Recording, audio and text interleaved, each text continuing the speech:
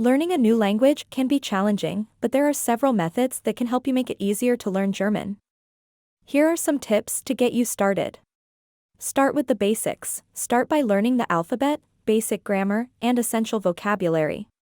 You can find free resources online that can help you get started.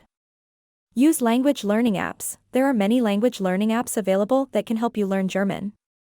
Duolingo and Babbel are two popular options that can help you get started. Practice listening and speaking. Listen to German podcasts, watch German movies or TV shows, and find language exchange partners to practice speaking with. This will help you improve your comprehension and pronunciation. Find a course. Consider enrolling in a language course at a local language school or university. This will provide you with structured lessons and a teacher to guide you. Immerse yourself in the language. Try to surround yourself with German as much as possible. Change the language settings on your phone and computer, read German books or newspapers, and listen to German music.